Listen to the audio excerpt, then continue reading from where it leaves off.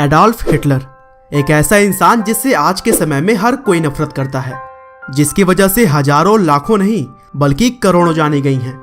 यही वह शख्स था जिसकी वजह से दुनिया को सबसे ज्यादा नुकसान पहुंचाने वाला वर्ल्ड वार शुरू हुआ। तानाशाह हिटलर के नाम का खौफ इतना ज्यादा था कि न केवल जर्मनी के लोग बल्कि पूरी दुनिया ही उसके नाम से कांपती थी। लेकिन दोस्तों, आज के समय में जिस हिटलर से पूरी दुनिया नफरत करती है, वह अपने समय में बहुत ही प्रभावशाली नेता था।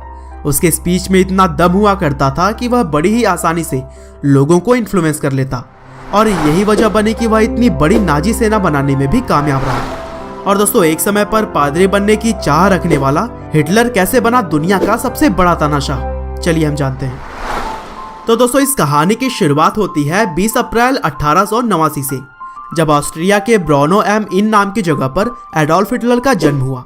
उनके पिता का नाम एलोइस हिटलर और माँ का नाम क्लारा पोलजल था।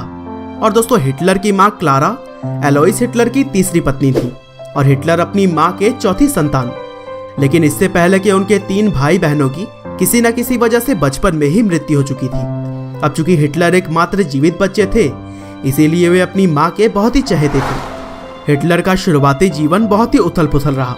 रोजी रोटी के चक्कर में उनके परिवार को बहुत सारे अलग अलग शहरों में भटकना पड़ा, और अपने पिता के साथ भी हिटलर के कुछ अच्छे संबंध नहीं थे। हिटलर ने अपनी स्कूल की पढ़ाई वोल्कस चले स्कूल से की, और बचपन में वे बड़े धार्मिक स्वभाव के व्यक्ति थे। उन्हें चर्च के ग्रुप्स के साथ प्रेयर करना बहुत पसंद था, और इसी वजह से आगे चलकर वे एक पादरी बनना चाहते थे। हिटलर बचपन से ही जर्मन के राष्ट्रवादी सोच से काफी प्रभावित थे, और इसीलिए ऑस्ट्रिया में रहने के बावजूद भी ऑस्ट्रिया की जगह पर जर्मन का राष्ट्रगान गाते थे। आगे चलकर 1903 में हिटलर के पिता की मृत्यु हो गई, और फिर अगले कुछ सालों में उनकी माँ भी चल बसी। अब हिटलर के पास कुछ भी नहीं बचा। वह एक वक्त के खाने के लिए भी मोहताज हो गए थे। अब पेट पालने के लिए हिटलर ने लेबर का काम करना शुरू कर दिया। कुछ दिनों तक उन्होंने पेंटिंग भी बनाई, और पोस्ट कार्ड बेचकर भी उन्होंने कुछ पैसे कमाए। और दोस्तों, लोग कहते हैं कि यही वह समय था जब हिटलर के अंदर यहूदियों के प्रति नफरत पैदा हो गई। 1913 में हिटलर जर्मनी के शहर म्यूनिक शिफ्ट हो गए, और वहां पर उन्होंने जर्मन आर्मी ज्वाइन करने के लिए अप्लाई किया, और फिर 1914 में उनके एप्लीकेशन को एक्सेप्ट भी कर लिया गया। अब चूंकि जर्मन राष्ट्रवाद पहले से ही उन्हें पसंद थी, इसीलिए उन्होंने जर्मनी के लिए युद्ध में भी बहुत ही अच्छा काम किया, और उनके परफॉर्मेंस को देखते हुए उन्हें कई सारे अवार्ड्स भी मिले। लेकिन आगे चलकर पहले वर्ल्ड वार में जर्मन आर्मी के सरेंडर से उन्हें काफी दुख हुआ, और इसके लिए उन्होंने जर्मन के नेताओं को जिम्मेदार ठहराया। आगे चलकर 1919 में हिटलर ने DAP नाम की पार्टी ज्वाइन कर ली, जो कि जर्मन वर्कर्स की पार्टी थी, और इस पार्टी के लोग यहूदियों के पूरी तरह से विरोधी थे। और दोस्तों, कहते हैं कि यहूदियों के प्रति हिटलर की जो नफरत थी, वह DAP ज्वाइन करने के बाद और भी प्रबल हो गई। आगे चलकर DAP पार्टी का नाम बदलकर नाजी कर दिया गया, और हिटलर बहुत ही कम समय में यहूदियों के अगेंस्ट भाषण देकर काफी लोकप्रिय हो गए।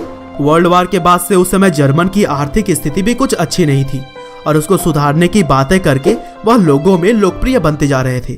इसी लोकप्रियता को देखते हुए उन्हें 1921 में नाजी पार्टी का चेयरमैन बना दिया गया। पहले विश्व युद्ध तक जिसे कोई भी नहीं जानता था, वह हिटलर अब काफी लोकप्रिय हो चुका था। 1923 में हिटलर ने उस समय की सरकार को गिराने का भी प्रयास किया, लेकिन उसमें वह असफल हो गया, और 1924 में राष्ट्रद्रोह के इल्जाम में हिटलर को 5 साल की सजा भी सुनाई गई। हालांकि 13 महीने ही उन्हें जेल में रखा गया, और इसी बीच उन्होंने मीन कैंप नाम की एक किताब लिखी। हिटलर के जेल से छूटने के बाद जर्मनी की आर्थिक स्थिति थोड़ी बेहतर हो चुकी थी, और इसीलिए अब हिटलर को कुछ ऐसा करना था जिससे कि वह लोगों की नजरों में एक बार फिर से आ सके।